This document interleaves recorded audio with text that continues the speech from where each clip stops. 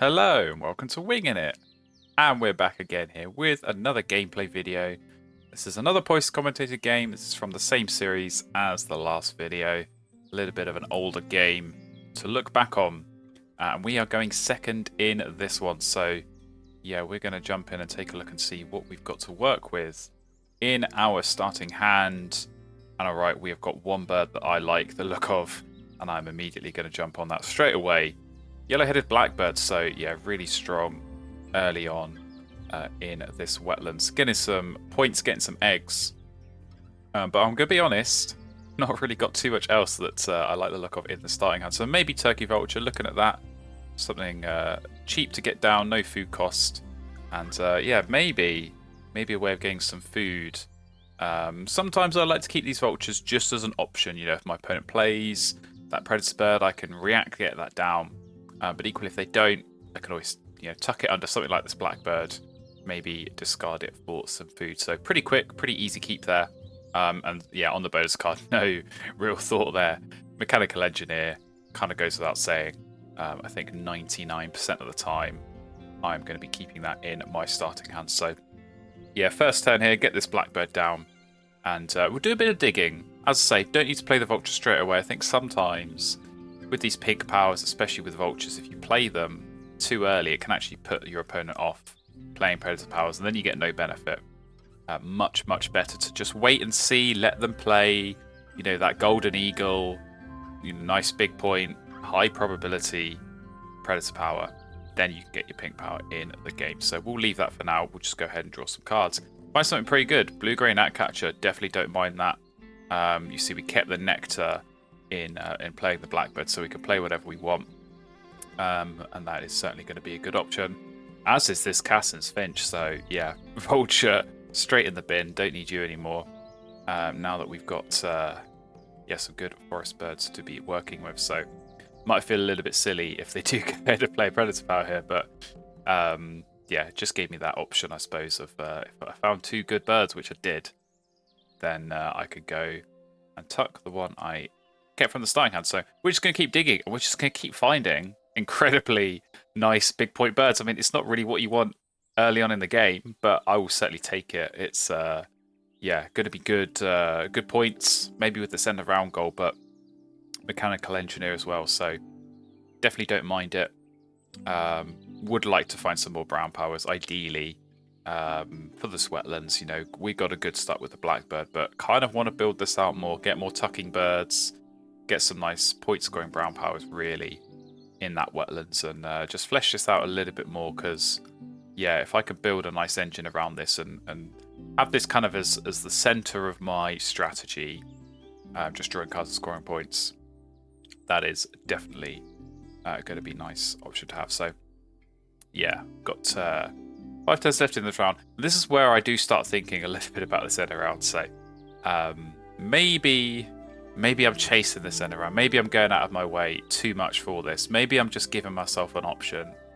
But I do have 3 birds with a beak that points left. Now, this is definitely an end around goal that I normally stay well away from. I think it's so easy to get distracted. It's so easy to play these kind of subpar birds just because they got a beak pointing, one direction or the other. But actually, with these birds in my hand, as I said, they're big point birds. I want to play them anyway. They're good for my bonus cards, so I can definitely see a world here in which we get both these big pointers down and win this end around goal and score loads of points. So yeah, definitely something I'm thinking about. My opponent is, they're playing some birds that have a beak pointing left, so we have got something to contend with. But yeah, the kind of signal for me was on that last turn, if I get the nectar, that means I can play all these birds, then we're going to go ahead with it. And we did get the nectar, so yeah, 4 worms, 2 nectar, that's what we need to go ahead and play these 2 birds. And I think that is what we're going to go ahead and do. So yeah, just going to help get a few extra points off of this end of round goal. And it's going to set us up pretty well, I think, going into the next round. We're going to be able to draw cards. We're not going to be full on the blackbird. That can definitely be a problem if you draw loads in that round 1 and then, you're stuck with a full egg space on the blackbird and no opportunity to use that power to its full benefit. But this way we just give ourselves that option. So if good stuff does come up in round 2, which I definitely hope it does, then we can go ahead and pick that up. And of course, we're building out our forests, just by getting these birds down, even if they're not strong brown powers, they are going to be helping us out maybe for discarding and getting a bit more food. So you see my opponent did play a hummingbird, which plays into my hands, give me a bit of free food, don't mind that. We do end up tying the centre round goal, so not quite the win I was hoping for, but we still got some extra points from tying it. And yeah, that's always good to get a few points on the board early on in the game. So we're going to come into round 2, and we're just going to keep drawing these big, white and no power birds. This is just how this game is going, apparently. Just top deck puffin. I was going to go ahead and pick up that warbler, but as I say, got to use the blackbird, so got to have something to tuck. And in the end, it was going to be that stowy egret. But yeah, it's just very, very strange situation in this game where we're finding nothing but big point birds. But I think sometimes that's how Oceania games can go, and that's how you can win these games. It's just by going for the big point birds. I mean, something like puffin, I feel like you always want to draw that and play it. It's great for my bonus card. It gives me another bonus card. Maybe these end of round goals as well with the star nest is going to help. So yeah, definitely a good option to have. And yeah, maybe that's just how we're going to play this game, is just draw birds. We're not going to get an engine going, and we're just going to find stuff like roseate spoonbill as well coming up in the tray. So we'll go ahead and pick that up as well. But grey-headed mannequin, yeah, I'm almost at the point here where I don't want to be tucking anything. I'm just drawing so much good stuff from the deck that yeah, it's going to tempt me to skip here, because with this mannequin, I could definitely be looking at playing that again. The star nest, super helpful. Get another bird down at the end of the game, and we are potentially going to be running out on the blackbird, so we skip it. We do skip and just keep these birds, because yeah, I think there's too much value in being able to play something like the mannequin that I don't want to go and tuck it away on the blackbird there. So this also frees me up. It gives me an opportunity to draw cards again here, and you use the blackbird that time, and I'm definitely hoping I start drawing birds that I don't want to play, because it gets to the point where I'm going to have to be tucking stuff. I might want to discard something in the forest and get a bit more food if I'm going to want to play this puffin or this spoonbill at this stage of the game. So yeah, you don't want to draw amazing birds forever. You do at some point want to be able to stop and kind of just mentally reset and start getting some other birds down. But we're just going to keep getting a bit more free food, which is definitely welcome from this hummingbird. So we've got fish, we've got worms, we've got seeds, all the stuff we want to be playing these birds, so that's great to see. But in the meantime, just keep drawing birds. So this is where slightly less good birds come up, although Gallinual could be something we consider. But I think in this position where I've probably got better options in the wetlands for scoring points, and also giving away the free cards to my opponent in this position. Yeah, not necessarily what I would like to be doing, because they've not got great card access, and I want them to keep drawing cards and using this hummingbird and giving me food. So if I gave them free cards, they spend less turns in their wetlands and I get less free food. So something to think about there as well. But yeah, a few turns left in this round, and my mind is definitely on this end of round goal as well. So this looking back, this is definitely a game where I'm sort of chasing end of round goals. But I think this one in particular, round 2, synergizes a little bit better with what I'm trying to do here. Play these birds. I'm not really laying eggs. The only bird that's got eggs on it at the moment is the blackbird. My opponent, they've got that white throat. They're going to be laying eggs in different habitats. So that is going to fill up their own egg space and get more eggs on more birds there. So I definitely think there's something that we can do there, just in terms of getting more birds down. And certainly when there's nectar in the bird feeder, I'm going to be jumping all over that. So yeah, we're going to take food, get more nectar on the reroll as well. And we're definitely looking good. We've got enough food to be getting at least 2 of these birds down. The kind of odd one out is the rodent in our supply, which is a little bit annoying. I'd rather that be a fish or a worm or a seed, and that would just really help out with getting, I'd say, more of these birds down. But I think we can at least do puffin spoonbill, just push this wetlands out a little bit more, and that is definitely going to be helpful. So California quail going down very, very strong. for my opponent. Their food access is incredible, so they've got a really strong forest going on, which might see them skip Hummingbird later on, but we will see as that game develops. For now, we're just going to play Puffin, and we're going to get an interesting choice on this bonus card. So Forester versus Oologist, both pretty good. Forester, we have kind of already made our decision. We played that Warbler, we can't max it out. But Oologist is going to be a tricky one because we are not laying eggs here. We are going, as I say, full on in this wetlands. That is kind of, our primary action is taking cards for the point scoring purposes there. Of course, getting the eggs. So, yeah, we did pick Oologist, and we'll see later on in the game. I mean, I say with those end of round goals, 3 and 4, we're going to be looking at laying eggs potentially there. But we might have some work to do to try and score some Oologist points. So, yeah, that might be something we worry about later. I think for now, we're just going to keep drawing cards, and we're going to find Killdeer, and definitely tempting here with the white-throated Swift. The pivot is on. The grass's pivot. Old habits die hard. Maybe I'm thinking too much of the base game, but yeah, it's definitely an option. And I'm thinking here as well, maybe discard, get some more cards. We somehow find Franklin's goal, so it's all kicking off. I've got too many options, too many things to deal with. I mean, maybe I'm thinking about Oologist as well, with that grass's pivot, of course, making things a little bit easier to hit that Oologist and kind of get the extra points there. But yeah, kind of a wild turn drawing Killdeer and Franklin's goal all at once. So yeah, I think we are going to get rid of Killdeer here. The Star Nest on the Franklin's goal is very powerful, of course, with these end of round goals. I'm going to say it again with the Mechanical Engineer, although it's kind of getting to this point where we should be all right. We've got enough Star Nests to go around, and yeah, we're certainly going to be scoring well off that bonus card regardless. So we're going to have one turn left, and we're going to have some interesting decisions. We're going to have yeah, a bit of a dilemma in terms of which bird we play. We've got to play something. We've got this Nectar. What are we going to play? Are we going to commit to the Grassland's pivot?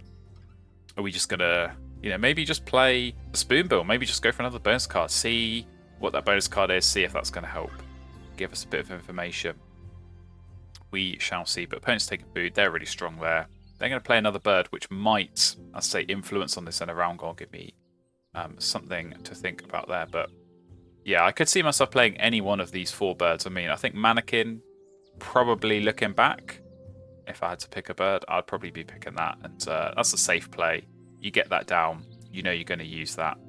Playing Swift here is kind of committing. It's committing into a Grasslands that I don't yet know if that's going to be the right play. It's using up the Nectar that, actually, I kind of want that Nectar for the Franklin's goal, for the Spoonbill,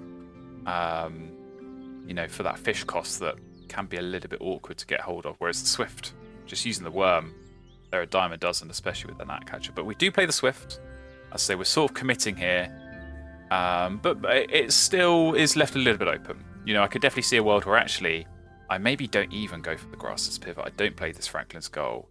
I just use that maybe late in the game. Maybe I just legs once or twice with a few extra cards, a bit of extra food, discard, get the tuck. And yeah, just use that as my way of scoring points off the Oologist. So we will see. But opponents play loads of birds, so they get a double play down. And they're looking good on this end of round goal, but this is where the Whitethroat sort of drags them in slightly different directions, because you want lots of birds with no eggs on it for this end of round goal, but you want to use your Whitethroat and get as many eggs down. And they do actually lay eggs in the forest there, which I got to say, I think if it's me, I would not be laying eggs in that forest there. I think I'd just take the 3 in the wetlands, take the extra points from the end of round goal, but they have taken the egg. The extra egg they get there, and that's given us the end of round goal win, so I would definitely take that. Definitely a little bit of a tricky one. I probably could have played that better, looking back, trying to get some extra birds down. But yeah, when I think when you draw, as I say, Killdeer and Franklin's Garland, you have all these kind of thoughts in your head of the Grassland pivot going through your mind. Definitely easy to get distracted there. But yeah, it's a strong ball for my opponent, and maybe with the Snipe, maybe with them, if they're going to give me some free cards, that might, as I say, steer me away from going with the Franklin's Garland, especially with a nice big wetland bird like the Black-crowned Night Heron that could potentially help in this wetlands of getting some more food getting some nectar, playing some more big point birds. So yeah, we've got many options for how to play the rest of this game, and it's going to be very interesting to see which way we go. I mean, mannequin, I think this is the thing. I've got some birds I know I want to play. So mannequin, I want to play that for sure. Spoonbill, I want to play that for sure.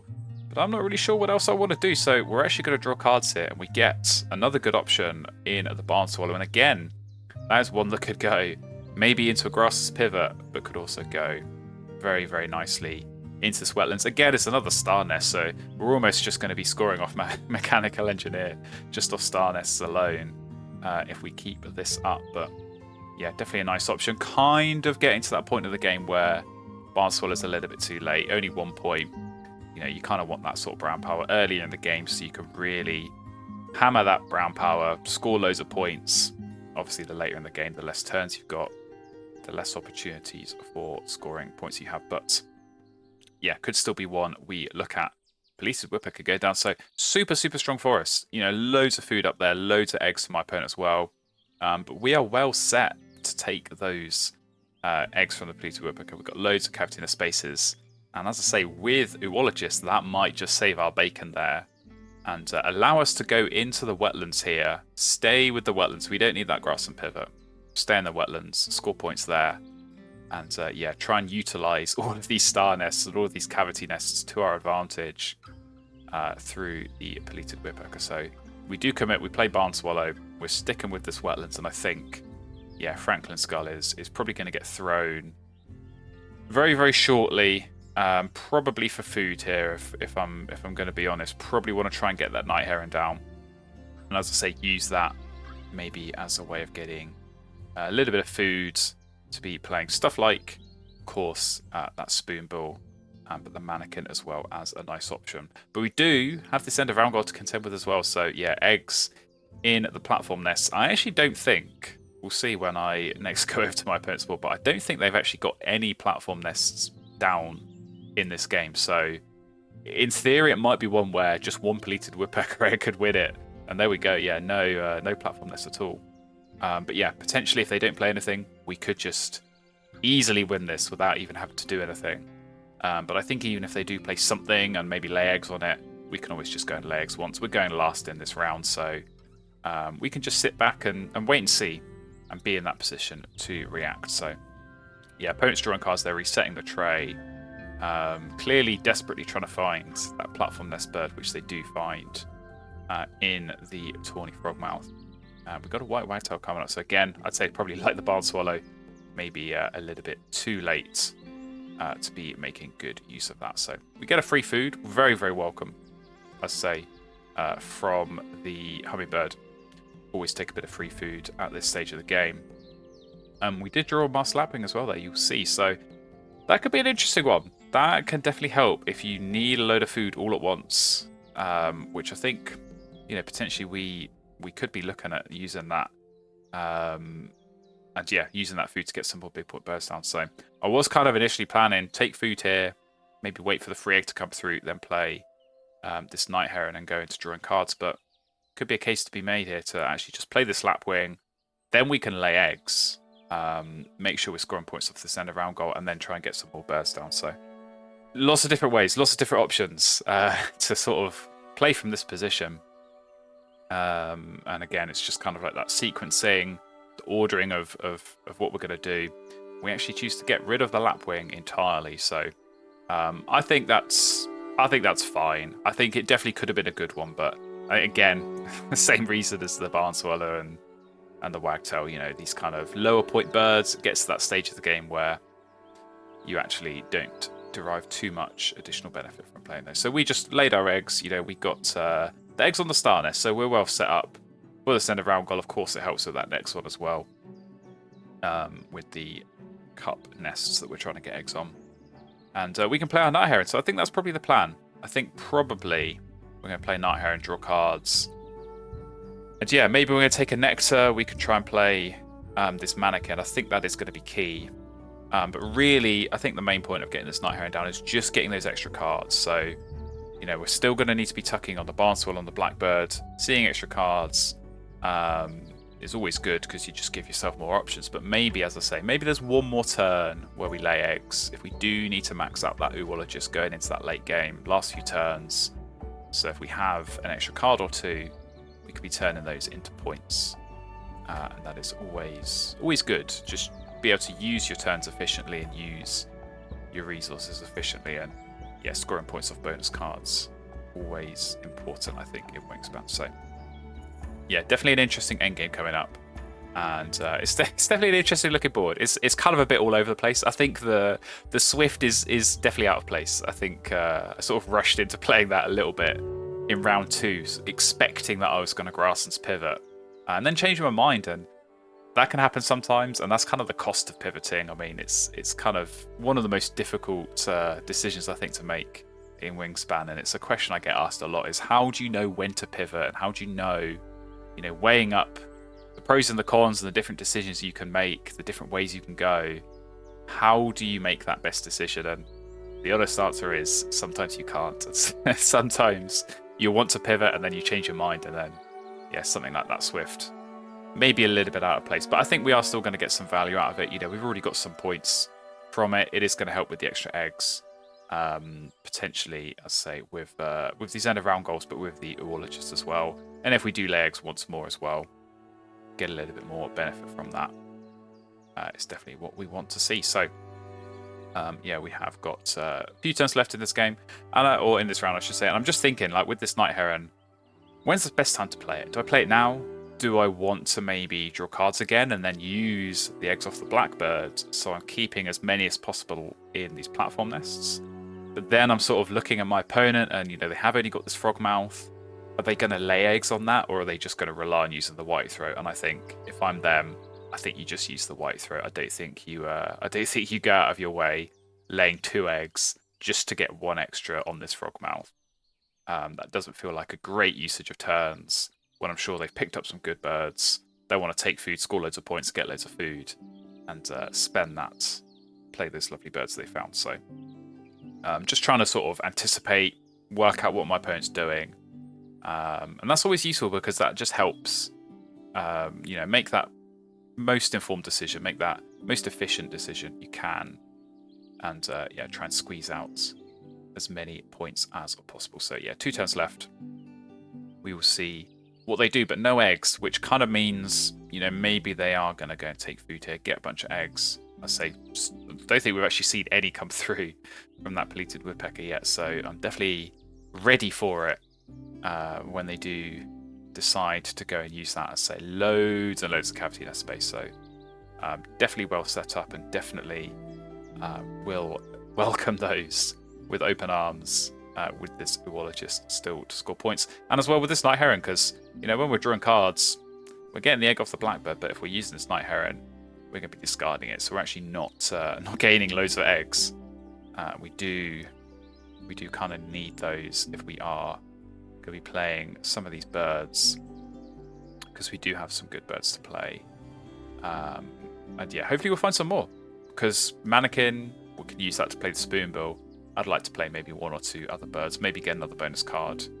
You can never have too many bonus cards, I think, in Wingspan, so we will see. But that's going to be the power of this wetlands, as I say, just having that Night Heron down, seeing an extra card with the Barn Swallow, seeing more cards there.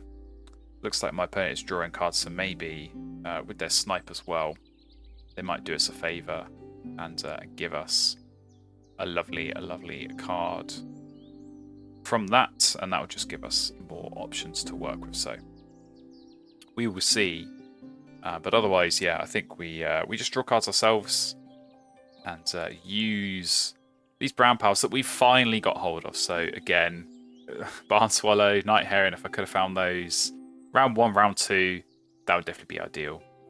But I think I can definitely still get some usage out of them here. So we do get a free card. It is the Brant, which is not really what I was hoping for in this position. So don't think it's going to be too useful. But again, if we do decide late in the game to go and lay eggs, it's potentially another point there. So we are going to draw cards, and we're going to find some excellent options here. We've got the Kakapo. Always happy to see Kakapo. Always a nice one to play.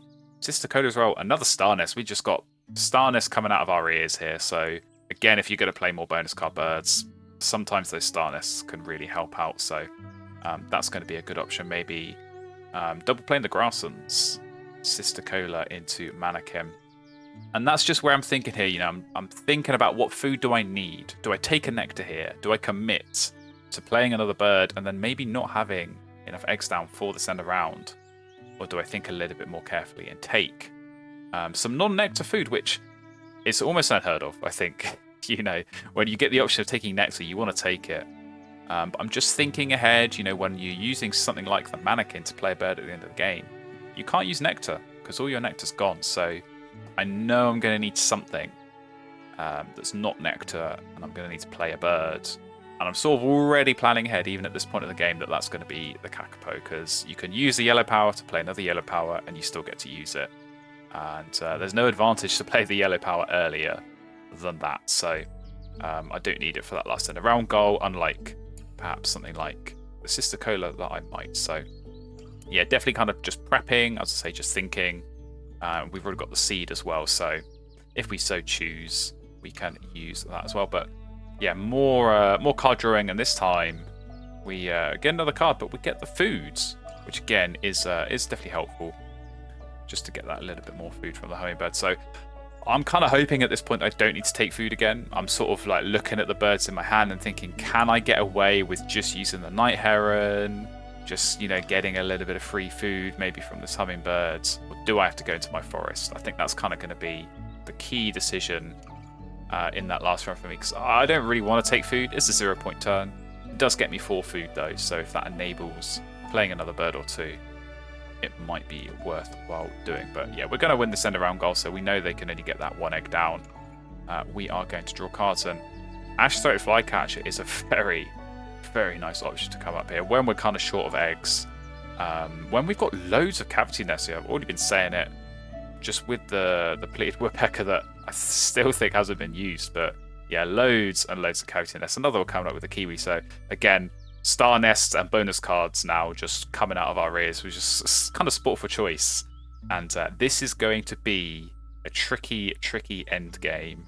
Try to work out the right birds to play, because I want to play all of them. You know, I want to play basically, maybe apart from that willet, every bird in my hands. If I could get those down, that would definitely be the goal.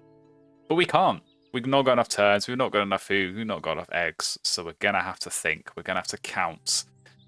And we're going to have to calculate and work out what we can really do to maximize. Again, we've still got this oologist. Maybe that's where the flycatcher can really shine and give us a whole load of eggs that can score points off that. Maybe we play the kiwi and we just get rid of the oologist, and then we don't have to worry about it. You know, we could treat that as if it was going to be 0 points, get rid of that, use the kiwi, and draw 4 new bonus cards that could score even more points. So plenty of options. Maybe we want to play the spoonbill first, and then maybe that bonus card can guide us on the kiwi.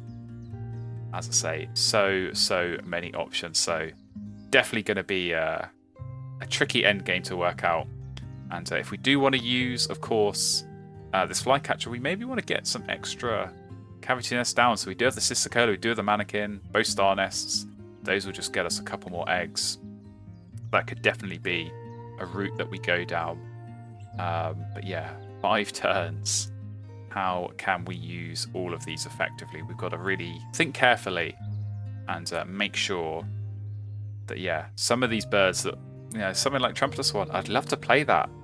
But I've got 3 birds in my head that will give me a bonus card. And as I say, with all these birds I've already got down, I feel like I've got a really good chance of scoring big off a bonus card play. So yeah, flycatcher, when does that go down? That's kind of the big question, I think, for me in this position. Maybe you want to play it early, get the eggs, use the eggs to play birds. I kind of want to try and get as many of these star nests down as I can before I'm playing that. Because that, as I say, is just going to get so much more value. So maybe I need to take food. Maybe if I've got all these 3 food costs, these expensive birds, especially if I'm using the Mannequin, as I say, at the end of the game, that is going to need a bit of food as well. So maybe now is the time to go and take food, and we do just that. And we do get a nice reroll, so a couple of nectar, very welcomed. And the gnatcatcher worm as well likewise very much welcome. So yeah, we've got a good healthy supply of food, and now the difficult decisions do not end, because we've got to be really careful what we use the nectar on, and what we keep the normal food for that mannequin. So, you know, maybe as I say, keep the berry, keep the seed, play the kakapo at the end. Maybe I play the kiwi at the end, because you can play the kiwi at the end, and you know, essentially have it as like a second kakapo where you're looking at another 4 bonus cards. So that could be super strong.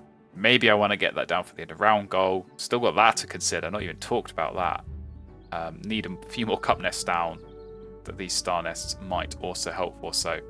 So much going on, and finally, we get our peleated woodpecker egg, and it was pretty much perfect timing, because what this means now is I can really score a lot of points, a lot of eggs when I do the flycatcher, because I could do the double play before I play that. So yeah, 4 eggs. I could potentially be doing Sister Cola into Mannequin here. Still got 2 eggs. Then go ahead and play the flycatcher. And I feel like that's probably what I'm going to be doing here. So again, there's just so much to think about. I've got to think about what food I'm going to spend. Do I use the nectar? Do I use the worms? You know, is my opponent, are they going to draw cards and give me a hummingbird food? Probably not. Are they going to take food and maybe give me another egg? Maybe. I've got to try and be ready for that. But yes, so many different ways that this can go. We do decide here to use some of this nectar. So as I say, I think I want to use the nectar now, and then I have more availability in terms of what I'm going to be playing with the mannequin, because could be kakapo, could be kiwi. I've got to have some food ready for this flycatcher. So we use 1 nectar, we hold 1 back. I think the plan here is that we're going to use that extra nectar on the flycatcher, and as I say, keep the berry in reserve for the kakapo. But yeah, we're in a strong position to go ahead, as I say, get this flycatcher down. We are going to get so many eggs, and that is definitely going to be helpful here for our zoologist bonus card. So blue throat goes down. Probably not going to see that used. I think that was just a nice big point play for them. But we are going to counter, as I say, with a big point play of our own. So flycatcher going down here. Very nice. I was definitely thinking, do I want to play this kiwi first? I think the real challenge with the kiwi here is just that my bonus cards, they are too good. I don't really want to sacrifice a zoologist that I know I can max out, or a mechanical engineer that already is maxed out. It's a big gamble, but I'm thinking long and hard here. Thinking long and hard, because definitely could go and play that. As I say, sacrifice the zoologist. Another star nest, another egg to come through is a consideration. But yeah, still got the spoonbill. Spoonbill, I think I picked that up very early, maybe even round 1, and just sort of had that in reserve ready to go as and when it might have been needed. It may still be needed now, but yeah, the food situation is kind of getting a little bit in short supply. So maybe not going to have enough turns to be able to do that. But we do finally play this flycatcher, and then we go 7. Count them, 7 eggs. So that's very nice. Huge 9-point play just on its own, but I say it kind of has that additional value of letting me play more birds, scoring points off the zoologist. And we are very well set up here. So 2 turns left. We might just be laying eggs. We might just be laying eggs here. The crusted pivot that never was maybe finally has made an appearance here, because yeah, we've got the food for the kakapo that we're going to use. Can't actually go and play anything else. Not really worth it to take food and play another bird. I can just have 2 turns here, lay eggs, get 6 points each time. And so we're going to get 3 extra points off this zoologist, and also got to think about this end of round goal with the cup nest birds. So all those star nest birds, they've now got their eggs on, but we're going to need a few more eggs down. And we've got the gnatcatcher, as I say, and the blackbird as good places to be laying those. So yeah, as I said earlier in this round, lots and lots of different ways could have played this. Kind of looking back, I'm sort of thinking, maybe I wish I could have played that Kiwi and got that in the game and seen what that could have delivered. Likewise, Spoonbill, always a nice bird to take a bonus card gamble on, but yeah, being able to do that double play in the grasslands and then get the flycatcher, that was definitely a very, very strong play for me. So opponent getting the Swainson's Hawk down there, just building up something. Maybe they're going to lay eggs. Maybe they're thinking about this end of round goal as well. But yeah, we are going to lay eggs ourselves. And so many big point birds. One of them's going to get tucked. Sorry to the Trumpeter Swan. You are going to go here. But yeah, 2 points off that swift 6-point turn. It's not the flashiest of end games, but it's scoring points. And as I say, with the Eologist bonus card, with this end of round goal as well. Nice to get some additional points through there. And really, we're just setting ourselves up for this Kakapa play that we've still got to come. So I'm also just kind of racking my brains as to like, what could I find as a good bonus card? I mean, we've sort of accidentally done Prairie Manager here. That would definitely be a welcome one. As I said, with the 4-star nests, basically any nest type bonus card would be good. So yeah, we'll just have to wait and see. But another nice 6-point turn coming through here. And I think we are going to win this end of round goal because, you know, we've already got 6 down. My opponent, I think they only had 5 birds with cupness, so they probably are going to lay eggs at the end here. It looks like they're, you know, sort of building up to that, playing some of these grass and birds, and give themselves that final turn to lay eggs. But you've got to watch out as well with with that white threat as well on the teal power. Make sure you've got space to lay eggs with that. So we'll see what they do, but we have done all that we can, and yeah, it's just going to come through to our mannequin shortly, and we're going to take that gamble on the Kakapo. But I feel like whenever you're seeing 4 bonus cards at the end of the game, you give yourselves a good shot. So there we go, we do win at the end of round goal, 6-5. Very nice. It is Kakapo time. What are we going to find on this bonus card? We're going to get a very, very nice 8-point site selection expert. And that is the strength of all those star nests. So very, very welcome. Very, very nice. Not quite such a good story on the nectar. We did win the grasslands, but we took a bit of a beating in the forest and the wetlands. At least we qualified, got our 2 points.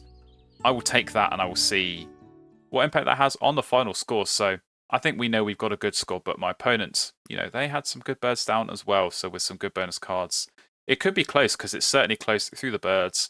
On the bonus cards, however, though, 22 for us. Super, super strong. As I said, we did so well on this end of round goal. So we are holding on to a good lead. Loads of eggs through that late pivot into the grasslands, and obviously the tuck cards in the wetlands. So it's a pretty commanding lead. And we do hold on even with a loss on the net. It's 134 is the final score for us here, up against 98. So yeah, definitely a good game. Very, very happy with how that ended up. It was a strong start, as I said, with the Blackbird, get that down, draw some cards, but really didn't play out how I was expecting. I sort of, at the start of the game, was thinking, I'm going to get those tucking birds, you know, I'll find a mute swan, maybe a main duck, get something really strong in the wetlands, and it kind of just never came out. We were just playing those big point birds, going for the bonus cards, and yeah, definitely got some good fortune on those bonus cards at the end, but yeah, we had a lot of birds down, and yeah, even just a few turns at the end laying eggs, it helped us out, as I said, with the bonus card and with the end of round goal. So there we go. I'm very, very happy with how that one played out. Hopefully you enjoyed watching it. If you want to see more gameplay videos, please make sure you've hit that subscribe button and that you're keeping up to date with the channel. There's going to be plenty more videos coming, and I hope to see you in one of those very, very soon.